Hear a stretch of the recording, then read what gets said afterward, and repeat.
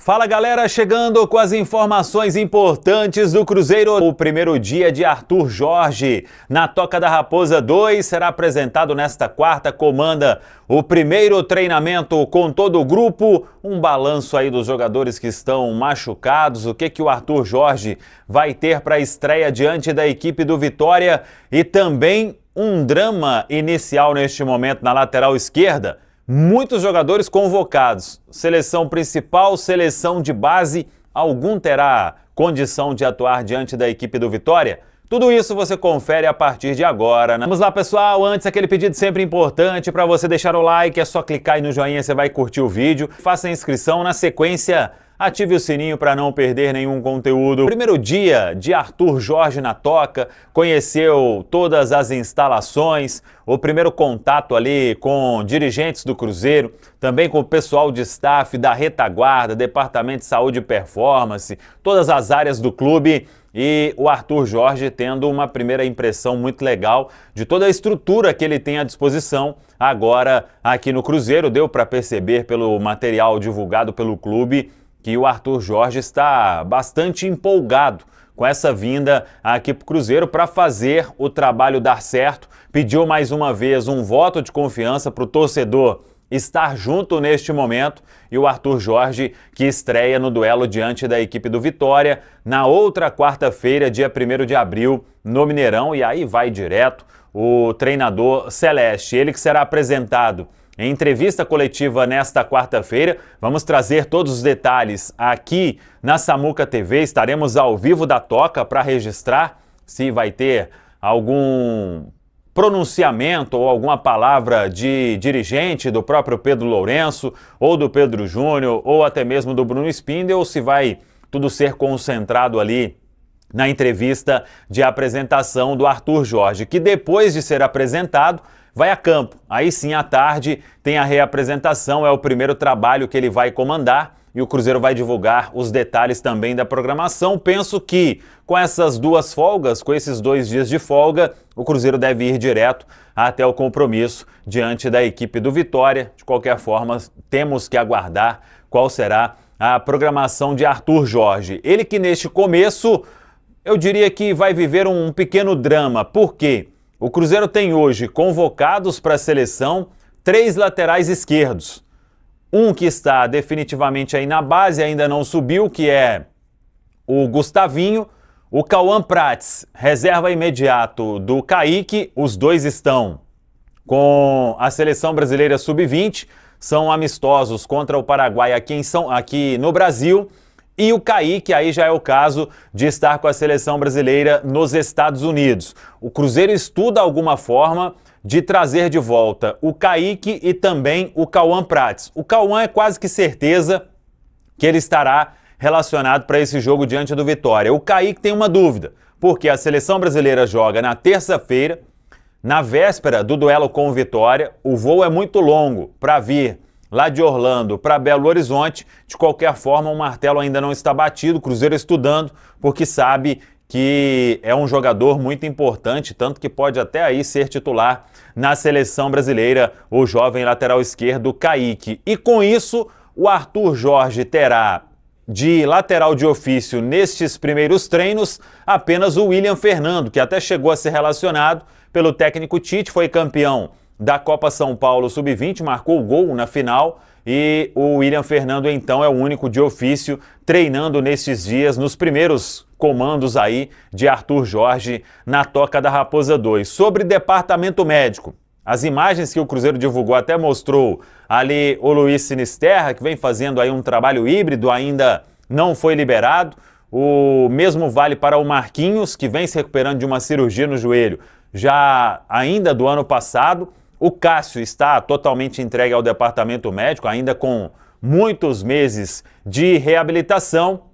E temos Caio Jorge e Chico da Costa, que hoje foram à Toca da Raposa 2 para trabalhos físicos, e a expectativa dentro daquilo tudo que a gente trouxe sobre o Caio Jorge é que ele esteja totalmente liberado aí para os primeiros treinos de Arthur Jorge. Vamos aguardar na reapresentação desta quarta-feira mas a expectativa é positiva de que o Caio Jorge ele vai sim estar disponível para o duelo diante da equipe do Vitória e é uma peça muito importante, é quem vem fazendo os gols do Cruzeiro neste início de temporada. Arthur Jorge está avaliando, obviamente, todo o elenco que ele tem à disposição. Em termos de janela nacional, dificilmente vai ter alguma movimentação até sexta-feira. Depois disso, teria que ver se pinta algum jogador livre no mercado ou, caso contrário, se não aparecer nada, as movimentações do Cruzeiro vão acontecer na janela do meio do ano. Até lá, 10 jogos na Série A do Campeonato Brasileiro, as 6 partidas da Copa Libertadores fase de grupos, Grupo D, e também os 2 jogos da quinta fase da Copa do Brasil. Emerson Pansieri voltou pra gente falar mais do Cruzeiro. Fala aí, Pansieri. Vamos trazer aqui, Cirilo, também uma imagem, uma arte do Cruzeiro 2026 com o Botafogo de 2024, produção do nosso Lucas Santana e do Rafa Silveira, pra gente trazer aqui e fazer uma comparação desses elencos que o Cruzeiro tem a ofertar ao Arthur Jorge e o Botafogo de 2024. Olha só, o Cruzeiro de 2026, Matheus Cunha, William, Vidalba, Fabrício Bruno e Kaique. Lucas Homero, Lucas Silva, Gerson, Christian, Matheus Pereira e Caio Jorge. Já o Botafogo, John, Vitinho, o Barbosa, o Adrielson, o Alex Telles, o Gregory, o Marlon Freitas, o Savarino, Luiz Henrique, Thiago Almada e Igor Jesus. Ele vai ter, com esse elenco inicialmente, porque a janela só abre em julho, que fazer a equipe jogar, né? O Cruzeiro sabe que além de uma questão tática, além de um trabalho que ele vem fazer para melhorar o time, o padrão dentro daquilo que ele pode, como treinador, estabelecer, é também cuidar da mente, cuidar da cabeça desses atletas, porque o psicológico do Cruzeiro, Cirilo, muita gente acha que é besteira, mas não tá bom não. Deixa eu até pedir à turma do YouTube para deixar essa imagem um pouquinho pro Edu, pro Simões e pro Fabrício analisarem aqui essa arte, né, que o Pansieri descreveu para quem está no radinho, comparando, digamos assim, times base dos principais momentos daquele Botafogo de 24 e do Cruzeiro para este momento que o Arthur Jorge chega para comandar. O Matheus Cunha está ali porque naturalmente o Castro está fora da temporada. Mas ô Fabrício, você vê semelhanças entre elencos, entre características para o Arthur Jorge fazer um trabalho parecido, ou vai ter que contratar, vai ter que mexer, vai ter que inventar mais soluções para fazer o time jogar parecido nessa temporada com o que foi o Botafogo de 24, Fabrício? Eu vejo algumas diferenças ali, cara. E aí eu acho que é onde ele vai precisar mudar e que precisa, por exemplo, os 2 volantes, né? Usar mais volantes de pegada, né? No caso ali. Na verdade, é o Gregory e o Marlon Freitas, certo? Sim.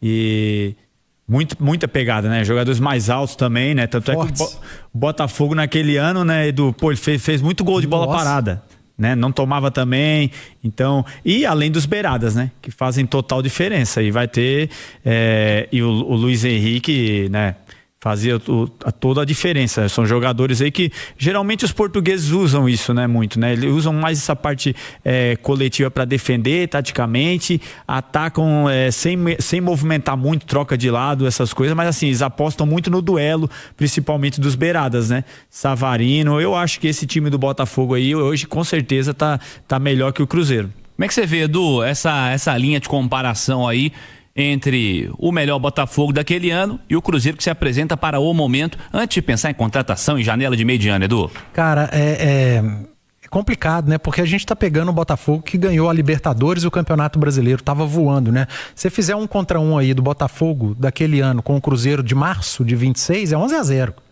Em termos de funcionamento, de jogadores individualmente entregando. Aí se você traz pro melhor momento desse time do Cruzeiro, que foi o ano passado, ainda assim dá uma grande vantagem pro Botafogo. Você pega ali o povo tirou, agora ferrou. O quê? Então volta aí. Mas você pega ali na frente Luiz Henrique, Thiago Almada e Igor Jesus, não tem o que comparar, né? Mesmo tendo o Matheus Pereira, o Caio Jorge, esses caras estavam voando em 2024. Aí entra naquilo que o Fabrício falou de característica. O Cruzeiro não tem ninguém que chega perto do que o Luiz Henrique fez em 2024. E ele foi muito útil ao Botafogo do Arthur Jorge. Talvez tenha sido o melhor jogador daquele Botafogo ao lado do Thiago Almada. Mas aí você vai falar, e o Igor Jesus? Pô, também, cara, jogou bola demais. Era uma defesa mais consistente. 2 laterais muito fortes no apoio, o Vitinho e o Alex Telles. Uma zaga que estava voando, aí você pega o Fabrício Bruno do ano passado, pode ser que ele entre nesse time. Fabrício Bruno foi muito bem em 25 e esse ano tá abaixo da crítica. O Arthur Jorge vai ter trabalho, Cirilo. Qualquer treinador que chegasse ao Cruzeiro teria muito trabalho. A esperança é que é o Arthur Jorge, que é um bom treinador, que já tem história no futebol brasileiro e que a gente imagina que dê conta do recado. Mas eu tô com a minha opinião do início do programa. Antes de falar da parte técnica, de recuperar jogador individualmente, tecnicamente, a parte coletiva, tática, esse time do Cruzeiro precisa ser recuperado fisicamente. Esse time está entregue fisicamente. O que você enxerga, Simões, de comparações, de características, de dificuldades para essa chegada do Arthur Jorge ao Cruzeiro, para tentar, né, se aproximar do que foi feito no Botafogo de 24, que foi um ano mágico, né? Aliás, sobre o Botafogo daqui a pouquinho a gente fala, né? A conta chegou com gosto agora pro Botafogo, pelo visto, né? A conta chegou com juros, correções, acréscimos, etc e tal, né? Mas, para fazer parecido, como é que você enxerga esse início de trabalho do Arthur Jorge, Simões? Ô Cirilo, olha, eu acho que assim, o Arthur Jorge talvez seja até um grande desafio dele, né? É evitar essa comparação, né? Porque são equipes completamente diferentes, com características completamente diferentes. O Fabrício destacou aqui, o Botafogo era um time muito forte fisicamente, tinha uma bola aérea muito eficiente. O Cruzeiro é frágil nesse sentido. O Cruzeiro é frágil nesse sentido, é frágil, tá? O Cruzeiro é um time de jogadores extremamente baixos, não é o comum no futebol europeu. O futebol europeu, eles gostam muito do zagueiro alto, do primeiro volante alto. Então, quer dizer, é uma questão que ele vai ter que pegar. Alguns jogadores de qualidade vivendo uma fase técnica terrível. Talvez o outro grande desafio do Arthur Jorge é fazer o Gerson jogar futebol. O Cruzeiro investiu 27 milhões de euros no Gerson, mais 3 por objetivos, mas esses objetivos estão muito distantes, então vamos falar nos 27. E o Gerson não consegue jogar. O Gerson não consegue fazer a diferença. O Gerson hoje, o Christian é mais útil ao time do Cruzeiro do que o Gerson. O Matheus Henrique é mais útil ao time do Cruzeiro do que o Gerson. Matheus Henrique? O Mateuzinho. Ah, mas não é não. Do que o Gerson? O Matheus Henrique tá jogando nada, Simões. Mas o Gerson tá. Não, mas mais que o Mateuzinho tá. Não. Não sei. O que não é grande coisa, não mas tá. Não sei. Não, o Matheus Henrique não. O Matheus Pereira é muito mais jogador do que o Gerson, apesar de todos os problemas, mas tá jogando muito mais do que o Gerson, apesar de ter sofrido uma queda nas últimas partidas. O Matheus Henrique tá fora de posição também, né? Com essa lesão do Romero, tá jogando de primeiro volante, não é a dele em hipótese alguma. Então, quer dizer, eu acho que a comparação ela vai ser muito complicada por Arthur Jorge. E o torcedor, ele não tem paciência, né? O torcedor quer que o Cruzeiro comece a jogar contra o Vitória dia 1º de abril, lembrando o Botafogo da reta final da temporada de 2024. Esse é o perigo, né? E não vai acontecer. Não vai acontecer. É muito difícil de que isso aconteça. O Cruzeiro pode fazer um bom jogo, pode ter uma boa atuação, uma grande atuação, até porque o problema do Cruzeiro não era nem tanto, às vezes, jogar. O Cruzeiro jogou em determinados momentos no Mineirão, mesmo no Campeonato Brasileiro. O problema é que ele não conseguiu jogar o tempo inteiro. E aí não conseguiu jogar o tempo inteiro por questão técnica, não, por questão física. O Edu destacou, o Cruzeiro deu uma prioridade ao Campeonato Mineiro que ele não merecia, e isso está cobrando agora. Isso está sendo cobrado agora. Então, fisicamente, o Cruzeiro é um time extremamente frágil, está abaixo de todos os adversários dele, e aí fica essa distância. Então, fica essa questão. Agora, ele precisa fazer o Gerson ser a diferença. O Gerson até agora não foi.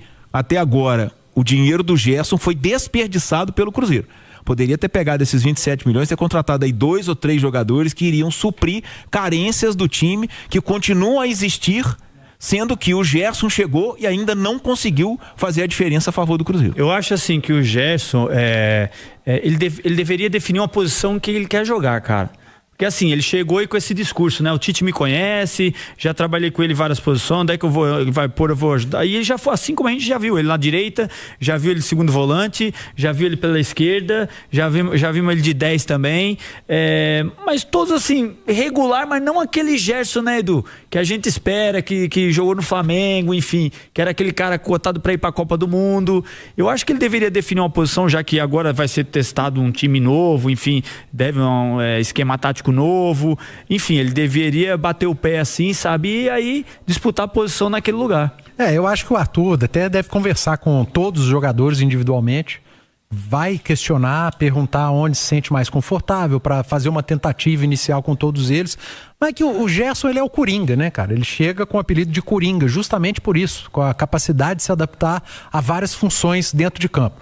Quando o Gerson joga aberto pela direita, para mim, há uma queda significativa no futebol do William, que já não tá lá essas coisas. Quando o Gerson vai para a esquerda, para mim é o pior lugar para o Gerson estar, ali do lado esquerdo. Quando ele vai para o meio de campo, fazer um segundo homem de meio, o Cruzeiro perde o Lucas Silva. E sempre que o Cruzeiro perdeu o Lucas Silva, o Cruzeiro teve uma queda de rendimento, porque as características são diferentes. A gente não viu o Gerson um pouco mais adiantado pelo centro, porque ali está o Matheus Pereira. Na estreia ele jogou, eu acho. Mas não tinha o Matheus Pereira. Ele jogou porque foi contra o Democrata de Valadares e ele uma equipe alternativa. Foi exatamente. Foi o jogo que eu achei que ele foi melhor, assim. Aí vem aquela questão, Fabrício. E se o Cruzeiro mudar o desenho tático? Porque o Cruzeiro vem jogando nesse 4-2-3-1 desde o Jardim. Se você abre mão do 4-2-3-1, você pode ter um 4-4-2 com Gerson e Matheus Pereira como meias, 2 volantes com maior potencial de pegada. Aí você vai ter um centroavante, Caio Jorge, que se movimenta muito com uma dupla de ataque e seus laterais subindo mais. Mas aí é uma forma completamente diferente de jogar. Você pode ter também ali um losango no meio de campo. Você tem o primeiro volante, o Gerson como um meia por um lado, outro meia por outro lado e o Matheus Pereira um ponta de lança e uma dupla de ataque. Só que aí você mexe mais, né? Isso demanda mais tempo. Eu não sei, talvez a gente possa estar vendo o Cruzeiro do Leonardo Jardim acabando de vez, que o Tite tentou dar uma sequência com desenho tático parecido e uma forma de jogar diferente. Pode ser que ali na frente o Cruzeiro do Arthur Jorge já não tenha mais a cara. Christian por um lado, outro aberto por outro, o Caio Jorge centroavante. Pode ser que a gente esteja vendo esse Cruzeiro acabar. Para fechar contigo, Pansieri. Vamos trazer os próximos jogos do Cruzeiro também, na sequência, para eu encerrar minha participação. E já vamos nos preparar para a mesa redonda. Olha só, o jogo do Vitória, dia 1º de abril, depois da data FIFA, 9ª rodada do Campeonato Brasileiro. Aí depois vem uma partida contra o São Paulo, né, lá no Morumbis, no dia 4 de abril, 10ª rodada do Campeonato Brasileiro. Aí vem o Barcelona de Guayaquil, a estreia do Cruzeiro na Copa Libertadores da América, jogando lá em Guayaquil, primeira rodada da fase de grupos. Cruzeiro que está no grupo D. Depois tem o duelo contra o Bragantino em casa no Mineirão, no dia 12 de abril. E depois o Cruzeiro enfrenta primeiro jogo do Cruzeiro na Libertadores em casa contra a Universidade Católica no dia 15 de abril. Segunda rodada, então, dessa fase de grupos da Copa Libertadores. O Cruzeiro vai ter essa missão aí pela frente, o técnico Arthur Jorge também, de dar uma cara, dar uma encorpada. Agora, volto a dizer, Cirilo, parece besteira, mas internamente há uma ideia que o mental precisa também ser restabelecido e é um trabalho que o Arthur Jorge vai ter que fazer. É isso, Emerson Pansieri, com detalhes do Cruzeiro aqui na turma do Bate-Bola. Para quem não tá vendo a história do Botafogo que eu citei, só para não dever informação, muitas notícias estão vazando por aí, né? Estão surgindo por aí, em especial dos companheiros do Globo, dizendo quanto às dívidas estratosféricas da SAF do Botafogo, né? E movimentos de finanças considerados estranhos também, né? A última notícia, por exemplo, dando conta de que um aporte que era obrigatório do John Textor para a SAF do Botafogo, lá em 2022, 400 milhões era o comprometimento desse investimento na SAF do Botafogo, ele pegou 100 e mandou para o Lyon, que também era um time da holding. Fora as muitas dívidas que o Botafogo tem em compra de atletas. E assim, é dívida de coisa de 10 atletas, algo assim. Isso aí é até uma coincidência, né? Ele tá aqui hoje, mas tem um cidadão aqui que já tá avisando isso tem anos, né? Alexandre Simões. O Botafogo tem dívidas. Esse já tá avisando tem anos. Há bastante tempo. O Botafogo tem dívidas que podem virar transferban, inclusive. De Luiz Henrique, Thiago Almada, Arthur, Montoro, Arthur Cabral, Surpreso, Santi Simões. Rodrigues. Não é pouca coisa não, viu, Simões? E aqui, e o Botafogo... Era exemplo pra muita gente, né, Simões? Exato. Depois que o Botafogo ganhou o Brasileirão e a Libertadores, era exemplo para torcedores, inclusive torcedores mineiros, de Atlético e de Cruzeiro. John Textor era o exemplo. Sucesso em cursos que eu fiz. John Textor era o exemplo do dirigente, do dono de SAF, né? Ô Cirilo, o que acontece é o seguinte, né? A história, a chegada da SAF ao futebol brasileiro, ela foi muito maltratada. E eu acho que até por nós jornalistas também. A turma achou que era saco sem fundo. Você vai se recordar nisso, existia uma competição de SAF, né? Ah, o meu clube vai ser comprado por 800 milhões, assim. O meu é por 1 bi. Aí todo mundo imaginava que ia chegar um shake aqui, o cara ia despejar 3 betoneiras de dólar. Ainda imagina, né? 3 betoneiras de dólar, entendeu? Eu vi outro dia um dizendo aí, tem que pagar, tem que fazer aporte e pagar mais 300 milhões para comprar reforço. Gente... O que acontece? O clube que virou SAF é uma empresa falida.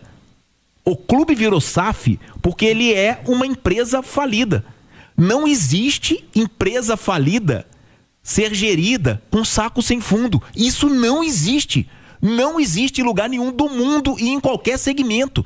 O cara pode comprar lá um estaleiro que faz navio. Se o cara comprar um estaleiro quebrado e for administrar com saco sem fundo, o estaleiro vai continuar quebrado. Então, quer dizer, é uma coisa básica ali da administração, é uma coisa básica das finanças. E o torcedor brasileiro, e aí mal informado, né? Porque criou-se a competição de SAFs, o torcedor brasileiro achou que simplesmente, virei SAF, não tem mais dívida, o cara vai chegar aqui, vai despejar 3 betoneiras de dólar e nós vamos comprar o Messi, o Cristiano Ronaldo e vamos ganhar tudo. Não é assim. A dura realidade tá chegando agora e tá chegando agora aos pouquinhos, tá? Já era para ter chegado mais forte, mas vai chegar muito forte, principalmente por quê? Porque esse ano passou a valer o fair play financeiro no futebol brasileiro. A partir de agora, por lei, não adianta mais comprar e não pagar. Isso não vai se sustentar mais. É o que está prometendo a lei do fair play financeiro. Então é isso aí, pessoal. Já que você chegou até aqui no vídeo, não se esqueça de dar aquela moral, né? Se inscrevendo aqui no nosso canal, deixando um like, a opinião de vocês aqui nos comentários, galera. Vai nos ajudar bastante pra gente estar trazendo esses cortes aí do nosso Cruzeiro todos os dias aqui pra vocês, pessoal. Rapaziada, esse daí foi mais um vídeo de hoje. A gente vai ficando por aqui. Um forte abraço a todos e até o próximo vídeo, galera. Fui!